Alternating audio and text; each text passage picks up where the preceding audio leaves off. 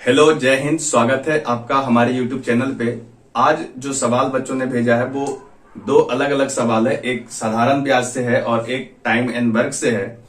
दोनों ही सवाल काफी अच्छे हैं और दोनों आसान सवाल है। अगर आप इसके कॉन्सेप्ट में अगर आपको थोड़ा बहुत प्रॉब्लम है तो आपको इस तरह का सवाल बनाने में दिक्कत हो सकता है, लेकिन यदि आपका कॉन्सेप्ट बिल्कुल ठीक है तो ये सवाल आप आसानी से सोल्व कर सकते हो। आइए देखते हैं सवाल क्या कहता है। सवाल आपके स्क्रीन पे दिख रहा है, आप भी एक बार इसे रीड कीजिए। जब तक एक बार हम पढ़ दे रहे हैं सवाल, उसके बाद इसका सॉल्यूशन हम बता रहे हैं। देखिए, सवाल जो है आपका पहला टाइम एंड वर्क से है। सवाल कह रहा है कि एक ए जो है एक काम को अकेले 40 दिन में पूरा कर सकता है। उसी काम को ए और बी एक साथ 10 दिन में पूरा कर सकते हैं। सी बी की तुलना में 50% कम कुशल है। ए और सी मिलकर उस काम को कितने दिन में पूरा कर सकते हैं? आपका ऑप्शन है 24 दिन, 16 दिन, 12 दिन और 20 दिन। ठीक है, ये सवाल काफी अच्छा है और लॉजिकली भी ये ठीक है। अगर आप इसको थोड़ा बहुत आपको इस सवाल में कॉन्सेप्ट में प्रॉब्लम होगा तो आप इस सवाल में जरूर फंसोगे। अगर आपका कॉन्सेप्ट बिल्कुल ठीक है तो कोई आवश्यकता नहीं, सवाल आसानी से सॉल्व हो जाता है। ठीक है, चलिए देखिए सवाल क्या कहा है कि ए एक काम को 40 दिन में पूरा कर सकता है। ठीक है, तो आप इसके हिसाब से इस तरीके से आप नोट कर सकते हैं कि ए जो है 40 दिन में एक काम पूरा कर सकता है। ठीक है, यहां पे हम मजदूर लिखते हैं और उसके बाद यहां पे समय डालते हैं और नीचे काम का भाग डालते हैं जितना काम करता है। इसके साथ फिर इसने बोला है कि उसी काम को ए प्लस बी, उसी काम को मतलब ये जो काम एक है उसी काम को ए और बी मिल करके इसको 10 दिन में कर देता है। यदि हम इसको थोड़ा सा आगे सोल्व करें तो आप यहां से देखो, ये 0 और 0 कैंसिल आउट हो जाएगा, तो ये 4a बराबर मिलेगा a प्लस बी। इस प्रकार से अगर ये यहां पे a आकर के माइनस होगा तो 3a बचेगा और 3a इक्वल टू आ जाएगा b। ठीक है, ये आपका एक रिलेशन मिल गया कि 3a बराबर b होगा। ठीक है, नेक्स्ट जो लाइन है उसको जरा गौर से देखें, क्या बोल रहा है कि c b की तुलना में 50% कम कुशल है। ठीक है, सी जो है बी की तुलना में 50% कम कुशल है, मतलब सी धीरे धीरे काम करता है बी की तुलना में। ठीक है, इसका मतलब ये हुआ कि हम ऐसा बोल सकते हैं कि अगर बी को सी के बराबर करें तो हमें 2 सी लगाना पड़ेगा, मतलब सी के जैसा 2 आदमी लगेगा तब उतना काम मिल करके बी की बराबरी कर सकता है। चूंकि 50% बोला है तो 50% का मतलब भी 1/2 होता है ना। और आप इससे समझ सकते हैं कि 50% कम कुशल है, इसका मतलब ऐसा 2 आदमी लगा दें, यानी सी के जैसा 2 आदमी लगा दें तो बी की बराबरी कर सकता है। ठीक है, तो इस दोनों रिलेशन को अगर आप गौर से देखें तो आप ये कह सकते हैं कि 3a बराबर b बराबर 2c है, तो आप इसको 2c इस तरीके से लिख सकते हैं। तो यहां से जो ये रिलेशन मिला है 3a बराबर b बराबर 2c, आप इस रिलेशन की मदद से आप a अनुपात b अनुपात c आसानी से पता कर सकते हैं। ठीक है, ये भी अपने आप में एक छोटा सा अनुपात का सवाल है। अगर ये सवाल आपको सॉल्व करने नहीं आता तो आप देखिए हम यहाँ पे समझा दे रहे हैं। अगर आपको a का रेशियो लिखना है तो आप a वाले भाग को हटा दीजिए, जो आपका b में b और c में बचा उसको मल्टीप्लाई करिए, तो 2 गुने 1 करेंगे तो ये 2 मिलेगा।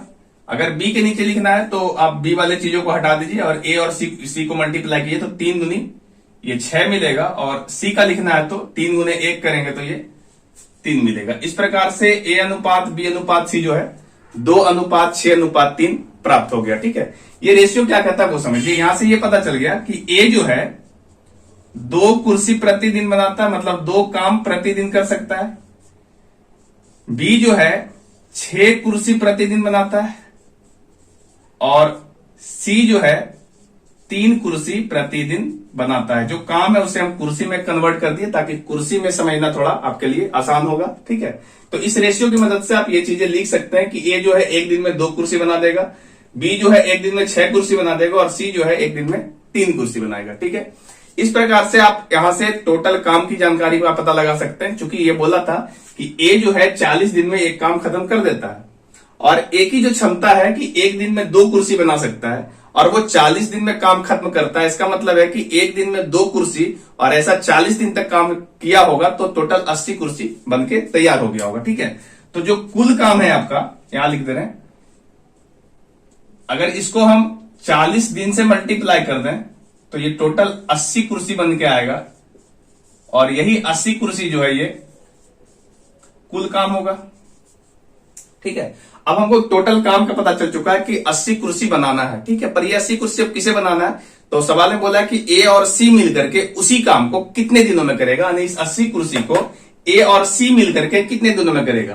तो ए और सी अगर मिल जाए तो आप देखिए 3 और 2 5 कुर्सी प्रतिदिन बनेगा। 5 कुर्सी प्रतिदिन बना सकता है ए और सी मिल करके।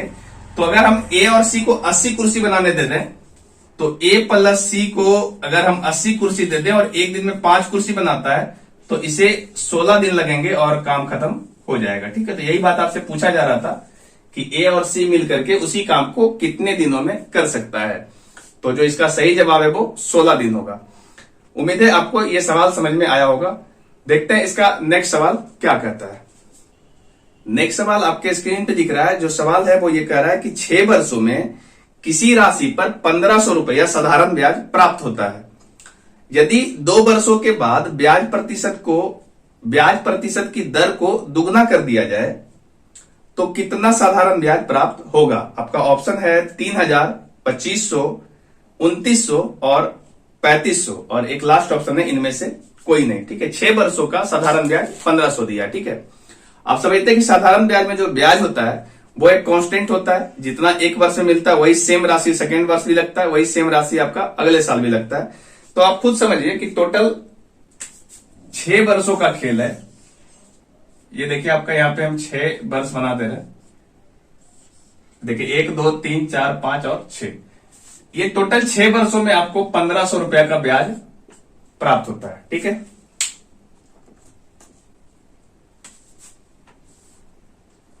ये टोटल 6 वर्षों में आपका 1500 का ब्याज प्राप्त होता है। आप समझ सकते हैं कि अगर 1500 रुपया 6 वर्ष में लग रहे हैं तो निश्चित रूप से एक वर्ष में 1500 बाई 6 लगेंगे, है ना। अगर हम एक वर्ष का जानना चाहें तो इस 1500 को यदि हम 6 से भागा दे दें तो ये वैल्यू आपको मिलेगा 250। ठीक है, यानी 250 प्रति वर्ष आपको ब्याज मिल रहा होगा। हर एक वर्ष आपको 250 रुपया का ब्याज प्राप्त हो रहा होगा। चूंकि आपका साधारण ब्याज का सवाल है तो ब्याज आपका हर साल कांस्टेंट ही होता है। ठीक है, अब उसने बोला है कि 2 साल में तो कुछ नहीं किया, 2 साल का जो ब्याज है ये टोटल 500 रुपया रहा होगा, पर 2 साल के बाद ब्याज की दर को दुगना कर दिया। ठीक है, दर जब दुगना करेंगे तो हमको ब्याज भी दुगना प्राप्त होगा, है ना। मतलब जो अगले 4 साल है ये चारों साल में आपको ब्याज दुगना प्राप्त होगा। दैट मीन्स ये कि ये हमारे 4 साल में जो ब्याज प्राप्त हो रहा था, ये देखिए 250 4 बार करेंगे तो 1000 प्राप्त हो रहा था। लेकिन चूंकि हमारा रेट दुगना हो गया तो हमारा जो ब्याज है ये भी दुगना प्राप्त होगा। दैट मीन्स ये आपका 2000 रुपया प्राप्त होगा, क्योंकि आपका जो दर है, दर दुगना किया गया था तो दर दुगना होगा तो हमारा जो ब्याज पहले 4 महीना में प्राप्त हो रहा था वो भी आपका दुगना प्राप्त होगा। इस प्रकार से आपको 2000 रुपए का ब्याज प्राप्त होगा। अगर इस प्रकार से ओवरऑल 6 वर्ष का अगर हम सिंपल इंटरेस्ट देखें यानी साधारण ब्याज देखें तो 2000 और ये 500 पहले मिला था तो टोटल आपका 2500 रुपया का साधारण ब्याज प्राप्त होगा। पहले साधारण ब्याज 1500 प्राप्त होता था, लेकिन 2 साल के बाद जब हम ब्याज की दर को 2 गुना कर देंगे तो अब हमको जो है टोटल 2500 का साधारण ब्याज प्राप्त होगा। इस प्रकार सही जवाब इसका 2500 होगा। उम्मीद है ये सवाल समझ में आपको आया होगा। अगर आपका भी कोई ऐसा सवाल है जो आपके प्रैक्टिस के दरमियान सॉल्व नहीं होता है तो आप हमारे दिए हुए व्हाट्सएप नंबर पे भेज सकते हैं। जो इसका सही सॉल्यूशन होगा वो आपको हम जरूर प्रोवाइड कराएंगे। तो आज के लिए इतना ही, हम मिलेंगे नेक्स्ट वीडियो में, तब तक के लिए जय हिंद।